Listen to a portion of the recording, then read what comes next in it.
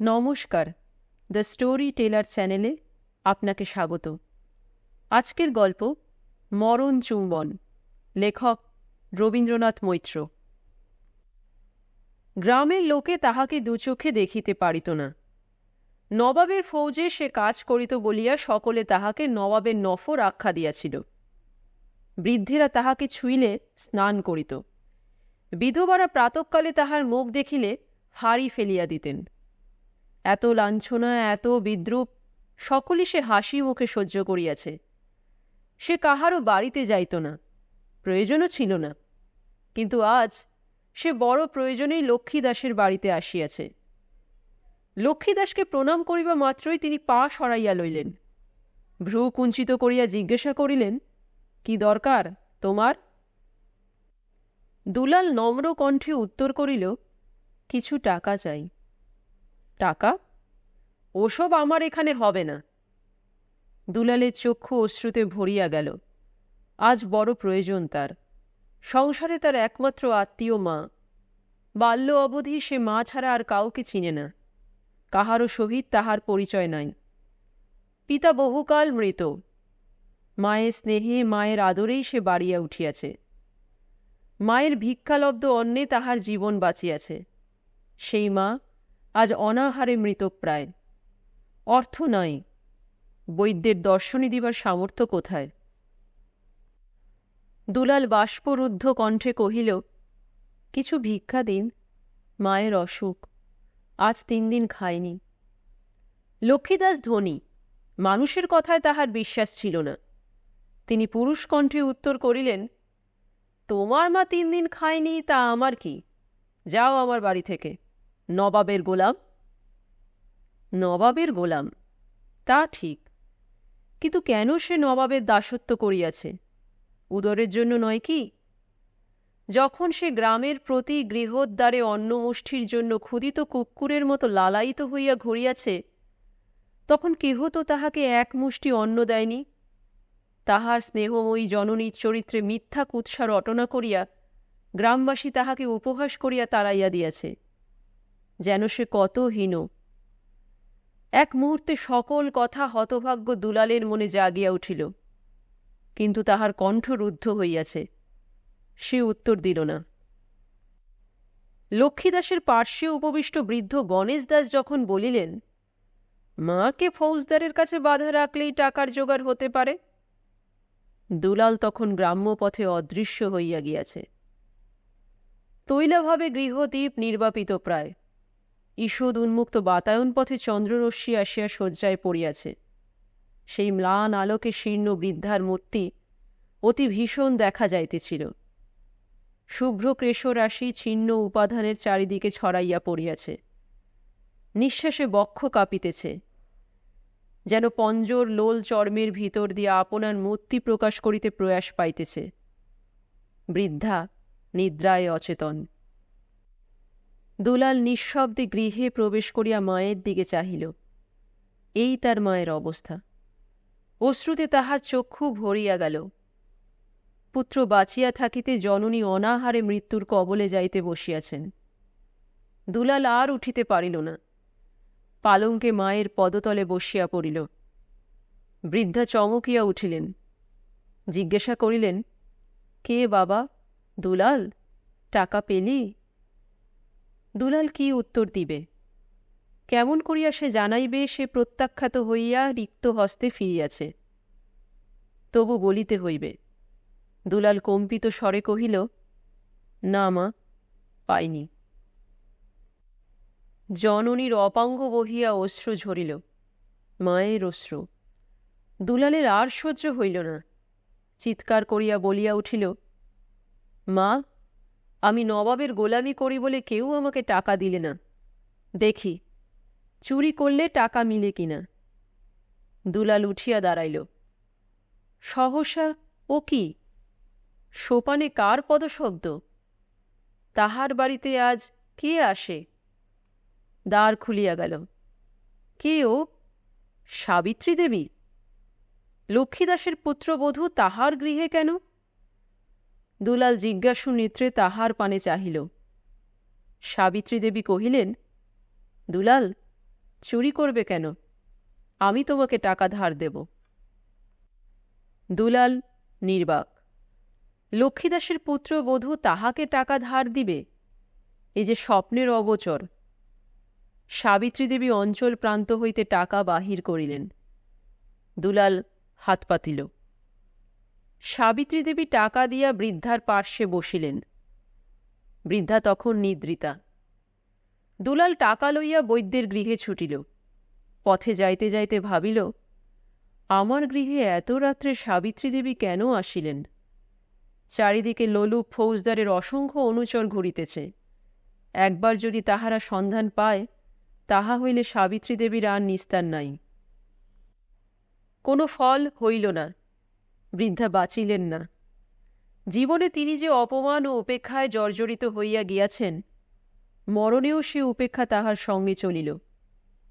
চিতা ধু ধু জ্বলিতেছে। দুলাল একা সে চিতার পার্শ্বে দাঁড়াইয়া। কেহ তার সঙ্গে আসে নাই। হতভাগ্য একা বোঝা বোঝা কাঠ আনিয়াছে। একা সে তাহার জননীর সব স্কন্ধে করিয়া শ্মশানে আনিয়াছে। একা সে চিতা সাজাইয়াছে।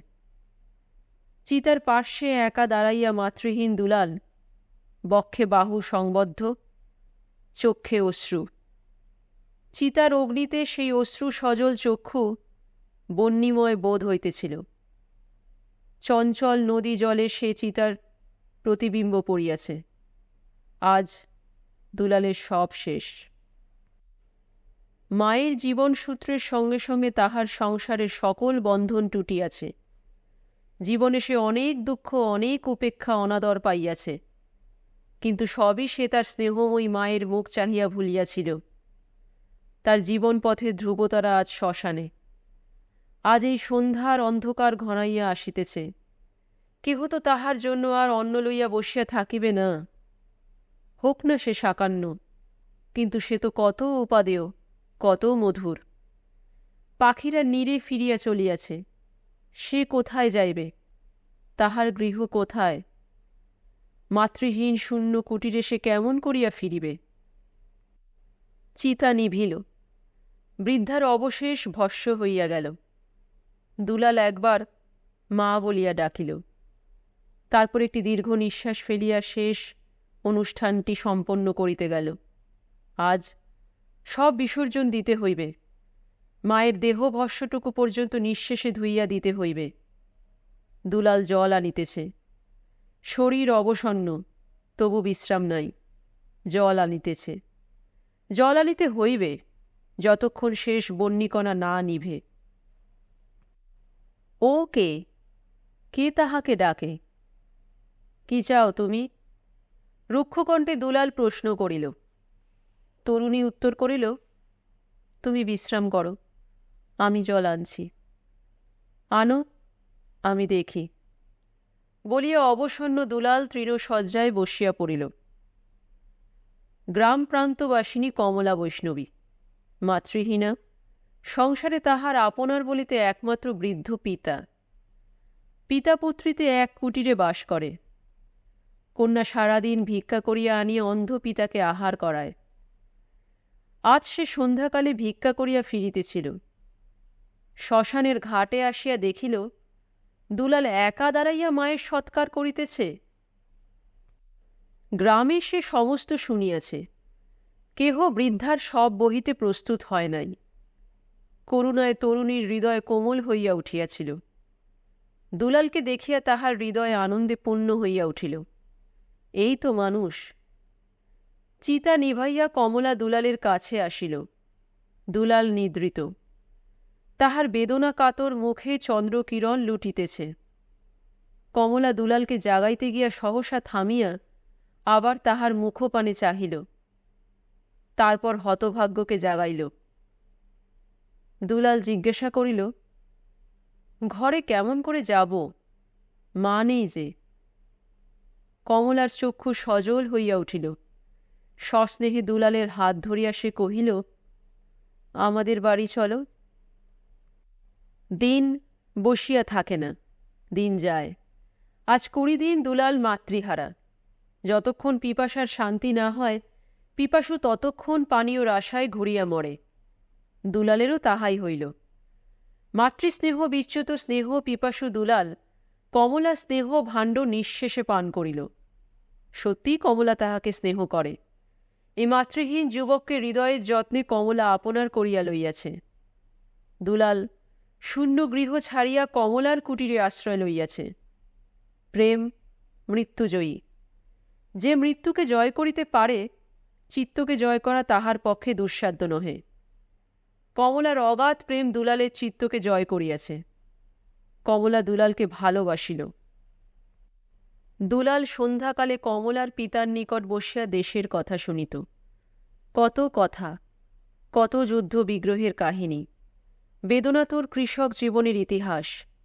দেশের কথা শুনিতে শুনিতে গৌরবে উৎসাহে দুলালের চক্ষু প্রদীপ্ত হইয়া উঠিত। আর কর্মনিরতা কমলা প্রশংসা নেত্রে সে পুরুষ মূর্তির দিকে চাহিয়া থাকিত। দুলাল কখনো মুখ ফিরাইত, চারিচক্ষু মিলিত। কমলার মুখ লজ্জারক্ত হইয়া উঠিত। এমন তো তাহার কোনোদিন হয় নাই। তাহার এই দীর্ঘ ৫০ বৎসর বয়সে সে এত সংকোচ তো কোনোদিন বোধ করে নাই। এ কি প্রেম? সেই প্রেম যাহার কথা সে পিতার নিকট কতদিন শুনিয়াছে, যে প্রেমে রাধা উন্মাদিনী হইয়াছিলেন, গোপীজন গৃহ পরিজন ভুলিয়াছিলেন, সমস্ত ব্রজধাম কৃষ্ণময় হইয়াছিল। কমলা ভাবিত, দুলাল ভাবিত তাহার জননীর কথা, কমলার কথা, দেশের কথা, উপার্জনের কথা। সে পুরুষ, তাহার অলস হইয়া বসিয়া থাকিবার উপায় নাই। আর কতদিন সে ভিকারিনীর অন্নে উদরপূর্তি করিবে? কর্মের প্রত্যাশায় সে গ্রামবাসী সকলের গৃহেই পদার্পণ করিয়াছে, কিন্তু কোনো ফল হয় নাই। কেবল রুষ্ট কথা শুনিয়া ফিরিয়াছে। আজ সে কর্মের সন্ধান পাইয়া কমলাকে সেই কথা জানাইতে আসিয়াছে। বহুবার সে বলিতে গিয়া সংকোচে বলিতে পারে নাই। কমলার বিশ্রামের অবকাশ প্রত্যাশা করিয়া আছে। কমলার গৃহকর্ম শেষ হইল। দুলাল নিকটে বসিয়া কহিল, কমলা, একটা কথা বলব? কমলা কহিল, বলো, কি কথা? কমলা, আমি এখান হইতে চলিয়া যাইব। কমলা সহসা চমকিয়া উঠিল, কহিল, কেন? পুরুষ মানুষ উপার্জন না করিলে কেমন করিয়া চলিবে? ভগবান চালাইবেন। ভগবান? তিনি তো এতদিন চালাইলেন, আর তাহার ওপর নির্ভর করিয়া থাকিব না। কমলা প্রশ্ন করিল, কি করিবে? রাজা সীতারাম রায়ের ফৌজে গোলন্দাজ হইব। কমলা শিহরিয়া উঠিল। ফৌজ? যাহারা লড়াই করে, মানুষ মারে? দুলাল দেখিল কমলার মুখ পাংশু হইয়া গিয়াছে। দুলাল ডাকিল, কমলা। কমলা কাঁদিয়া ফেলিল।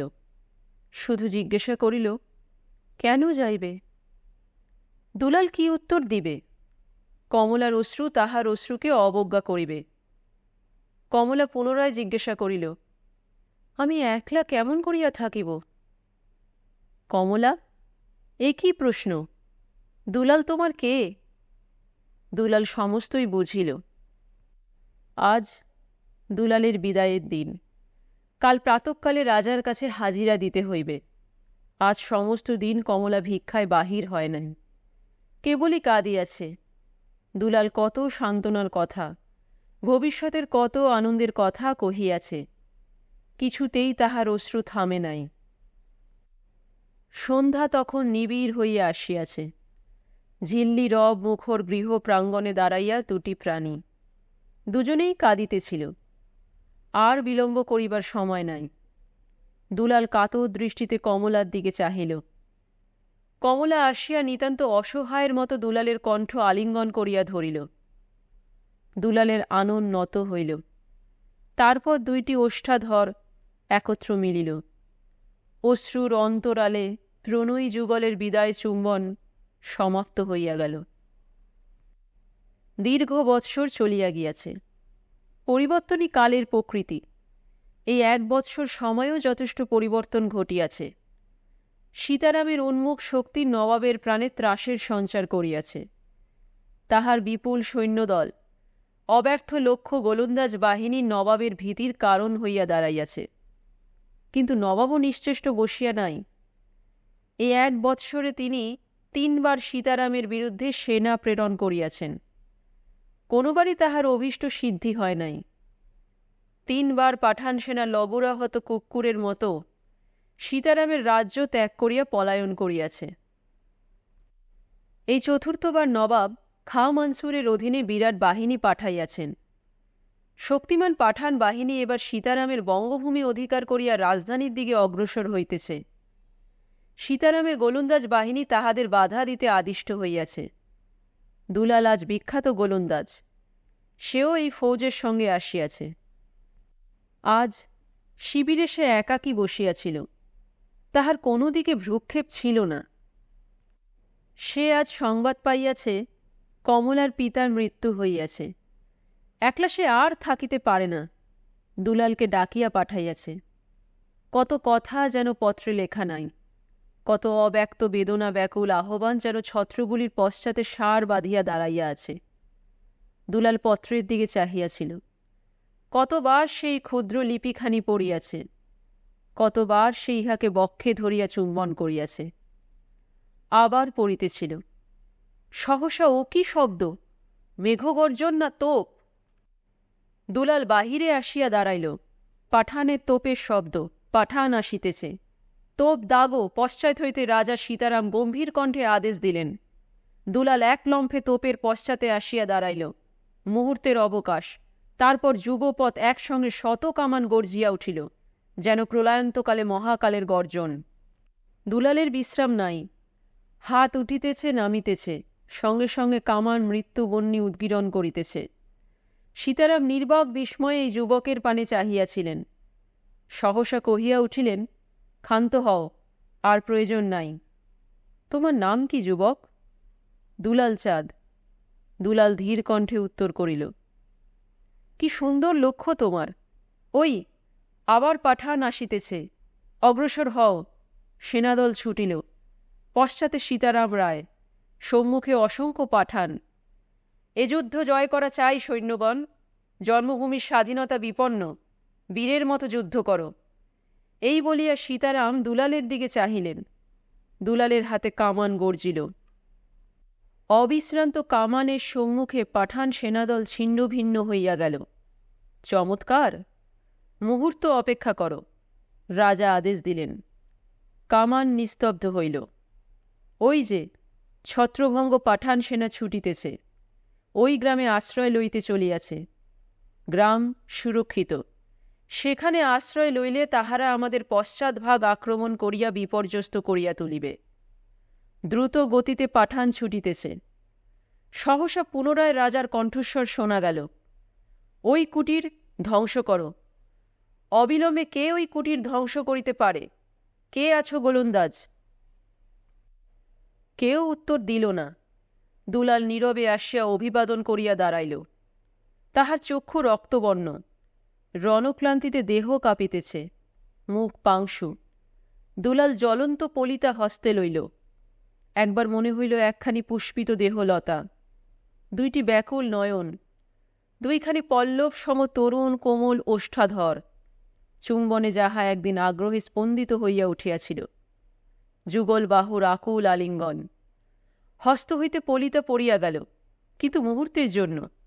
পরক্ষণেই মনে হইল বিপন্ন স্বদেশের দুর্দশার কথা, পাঠানের অত্যাচারের কথা। সহসা তাহার চক্ষুতে জাগিয়া উঠিল তাহার জননীর কুটিরের শান্ত সৌম্য প্রতিচ্ছবি, আর একখানি করুণাময়ী নারী মূর্তি। পাঠান ভাবিতে দুলালের গায়ের রক্ত উষ্ণ হইয়া উঠিল। আবার সীতারামের কণ্ঠরব, স্বদেশ বিপন্ন, দুলাল চাঁদ, কাহার অপেক্ষা করিতেছ?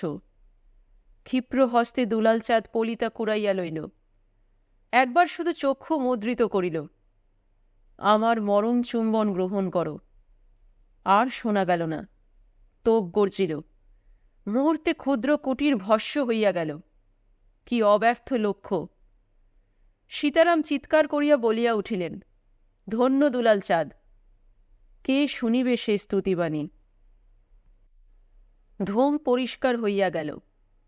দুলাল কামানের উপর মাথা রাখিয়া শুইয়া আছে। সীতারাম নিকটে আসিলেন, ডাকিলেন, দুলাল। কে উত্তর দিবে? হতভাগ্য অমৃতলোকে প্রস্থান করিয়াছে। সীতারাম কথা কহিলেন না। স্থির নেত্রে পলায়মান বিধ্বস্ত পাঠান সেনাদলের পানে চাহিয়া রহিলেন। কুটিরের আঙিনায় পাংশু বিবর্ণ মুখে কমলা বসিয়াছিল। শুনিয়াছিল পাঠান আসিতেছে। পল্লীরা সকলে নিজ নিজ দ্রব্য সম্ভার লইয়া গৃহ ত্যাগ করিবার আয়োজন করিতেছিল। শুধু সংশয়বিহীনা কমলা ভবিষ্যতের আশঙ্কায় ব্যাকুল বিহুবল হইয়া বসিয়াছিল। আজ যদি দুলাল থাকিত, হয়তো সে ওই দূরে বনশ্রেণীর অন্তরালে মহারাজ সীতারাম রায়ের সৈন্যবাহিনীতে শত্রু দমন করিতে কামানের ওপর দাঁড়াইয়া আছে। সামান্য ক্রোশমাত্র ব্যবধান। কমলা শুনিয়াছে দুলাল সীতারামের ফৌজে গোলন্দাজ হইয়াছে। শুনিয়া সে উল্লাসিত হইয়াছিল। কবে দুলাল ফিরিবে? দীর্ঘদিন ধরিয়া কমলা কেবল তাহাই ভাবিয়াছে। আজও ভাবিতেছিল। দুলালের সেই মুখ, সেই স্নিগ্ধ মধুর সম্ভাষণ, সমস্তই আজ অতি স্পষ্ট কমলার মনে পড়িতেছিল। দুলালের কথা ভাবিতে ভাবিতে বারবার তাহার চক্ষু সজল হইয়া উঠিতেছিল। এমন সময় গ্রামে চিৎকার শোনা গেল, পাঠান, পাঠান! কমলা চমকিয়া চাহিয়া দেখিল সীতারামের বাহিনী কর্তৃক বিতাড়িত হইয়া ছিন্ন ভিন্ন পাঠান সৈনিকেরা পল্লীর অরণ্যপথে আশ্রয় লইতে দ্রুত গতিতে আসিতেছে। আশঙ্কায় কমলার হৃদয় কম্পিত হইতে লাগিল। কমলার কুটির গ্রাম প্রান্তে খরজুর গুবাকগুচ্ছের অন্তরালে সুরক্ষিত। পাঠানের গুপ্তচর সেই দিকে পলায়মান পাঠান সেনাদলের গতি নির্দেশ করিল। ভয়ে কমলা শিহরিয়া চিৎকার করিয়া উঠিল, রক্ষা করো, দুলাল, দুলাল! মুহূর্তের অবকাশ মাত্র। পরক্ষণে সঞ্চারমান সূর্যের মতো একটি অগ্নিগোলক কমলার কুটিরের বৃক্ষরাজি শীর্ষে সশব্দে ফাটিয়া গেল। দুলাল! বলিয়া কাঁদিয়া উঠিয়াই ভয়ে কমলা চক্ষু মুদিল। নিমিষের মধ্যেই পরপর দুইটি গোলা কমলার কুটির শীর্ষে বন্যী তাণ্ডব আরম্ভ করিয়া দিল। জ্বলন্ত কুটিরের দিকে মৃত্যুকাতর নেত্র বিস্ফোরিত করিয়া কমলা একবার ডাকিল, দুলাল! তার পরেই চিরকালের মতো চক্ষু মুদ্রিত করিল। সন্ধ্যার পূর্বে গ্রামবাসী বিজয়ী রাজার সম্বর্ধনা করিতে আসিল। রাজা তখন সমারোহে দুলালের শবের সৎকার করিতে আদেশ দিতেছেন। লক্ষ্মীদাস প্রমুখ ধনীবৃন্দ মহারাজের সম্মুখে আসিয়া দাঁড়াইল। লক্ষ্মীদাস দুলালকে দেখিয়াই চিনিলেন। তাহার মুখের দিকে চাহিয়াই রাজা জিজ্ঞাসা করিলেন, তুমি একে চেনো? হ্যাঁ, আমাদেরই প্রতিবেশী। সীতারাম সকল কহিলেন। তারপর প্রশ্ন করিলেন, ওই কুটিরের অধিকারী কে? তাহাকে আমি প্রচুর অর্থ দিব। লক্ষ্মীদাস কি বলিতে যাইতেছিলেন, সহসা ভয়ে থামিয়া গেলেন। শুধু কিশোর দাস বলিলেন, যাহার কুটির সে কামানের মুখে প্রাণ দিয়াছে, সে ওই দুলালেরই প্রণয়িনী, বৈষ্ণবী কমলা। সীতারামের মুখ সহসা উজ্জ্বল হইয়া উঠিল। কিছুক্ষণ নির্বাক হইয়া দাঁড়াইয়া রহিলেন।